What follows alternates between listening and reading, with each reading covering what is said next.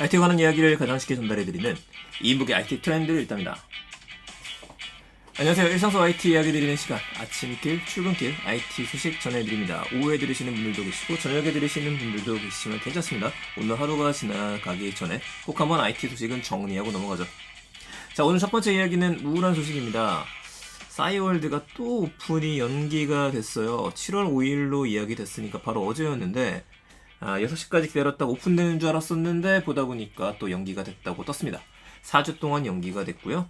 사실 오늘 오픈되는 서비스도 정식은 아니었습니다. 베타 서비스였어요. 그래서 저와 같은 예전 유저분들의 사진과 영상, 도토리를 얼마나 갖고 있는지 이런 수량에 대한 확인이 가능한 수준이긴 했었는데 좀 아쉽게 됐습니다. 연기 이유에 대해서는요, 운영사에선 해킹 공격이 심해서라고 이야기가 왔어요. 4일에 30건, 6일에 80건 정도, 총 100건이 넘는 공격이 있어서 보안 강화를 위해서다. 보안 시스템에 더 많은 비용과 시간이 든다. 하지만 우리가 이걸 하기로 했다. 라면서 메일이 와서 받아보신 분들도 있으실 것 같아요. 보안 때문이라고 하니까요. 예전 사례도 나왔더라고요. 예전에 싸이월드도 해킹이 당한 적이 있었다. 이런 얘기가 나오면서 이거는 정말 안 되기 때문에 우리가 노력을 더 많이 하고 있다. 라고 이야기가 나왔습니다.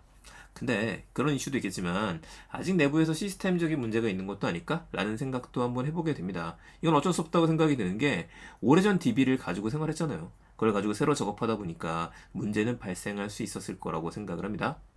또 우려가 되는 거는 조금 더 복잡하게 싸이월드가 재설계되고 있는 게 아닌가 라는 생각도 들어요. 메타버스가 이슈가 있으니까 이것저것 다 넣고 싶었을 겁니다. 자, 우선 싸이월드 측에서는 8월로 연기된 걸 이야기를 했고 날짜가 8월 2일 저녁 6시라고 하니까요. 한 달 정도 남은 거죠. 이때를 기해서 오픈한다고 하는데 그 전까지는 계속해서 티저라든지 보여줄 수 있는 것들을 보여줄 것 같습니다. 아무튼 세 번째 연기가 됐고요. 다음 소식은 8월 오픈 후에 다시 전해드릴 수 있도록 할게요.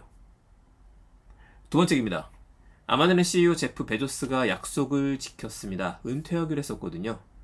지금으로부터 27년 전인 시간 오래됐네요. 1994년 7월 5일에 아마존이 설립이 됐고요. 그리고 27년이 지난 2021년 7월 5일 예고했었던 대로 물러났습니다. 은퇴는 하지만 이사회 의장은 계속 수행을 하기로 했어요. 그래서 직접적인 경영은 아니더라도 장기 비전 수립과 관련된 일들은 계속 참여할 것으로 보입니다. 아무래도 베조스는 그만두고 나서 제일 하고 싶었던 일이 있죠. 우주 사업이었습니다. 이거에 더 많은 힘을 쏟을 것 같고요. 그렇다면 그 다음에 대표가 되는 사람은 누구인가? 예전에 이야기했었는데 한 번 더 정리해드리면은 앤디 제시로 AWS를 이끌던 수장입니다. AWS가 핵심 사업으로 보고 있는 거예요. 그러니까 클라우드 컴퓨팅입니다. 그걸 보여주게 되는 것들이죠.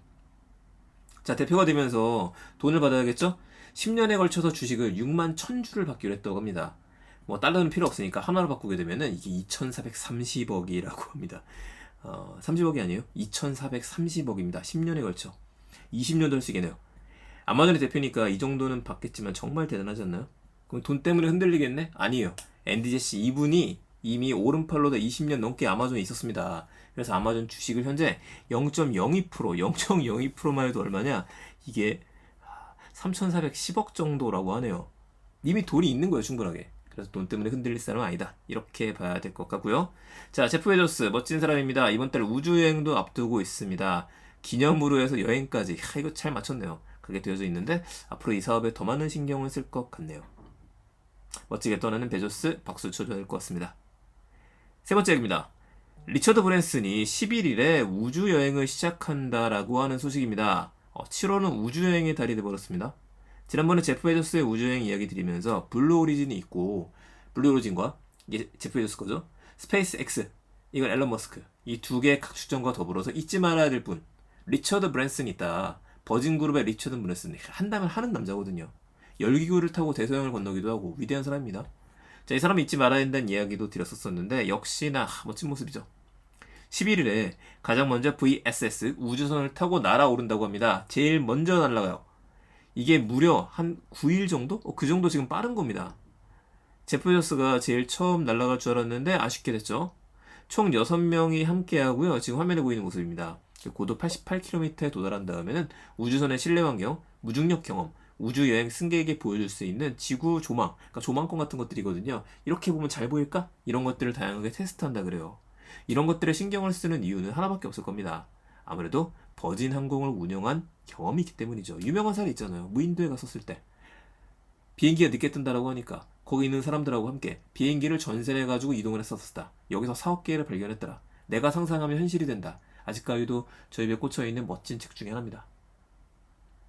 자, 실제 유료 승객을 태우고 비행하는 거는요, 2022년 내년입니다. 가격은 20에서 25만 달러로 제가 제일 저렴하다고 이야기했었죠.